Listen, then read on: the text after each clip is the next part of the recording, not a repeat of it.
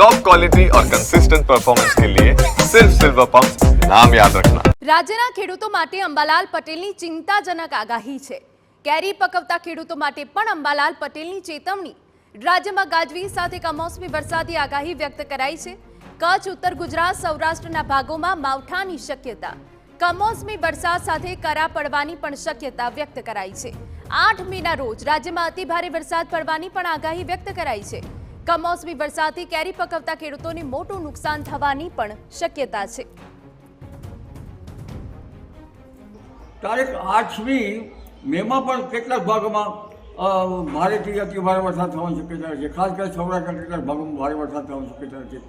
કેરી પકવનાર ખેડૂતો પછી વલસાડ સુરતના હોય કે સૌરાષ્ટ્રના તાલાળા ગીર હોય અથવા તો કચ્છના કેટલાક ભાગોમાં અને કેરી પકવના અન્ય ભાગોમાં આ ભીડ દ્રષ્ટિ કેરીના પાકને જબરદસ્ત નુકસાન થવાની શક્યતા રહેશે।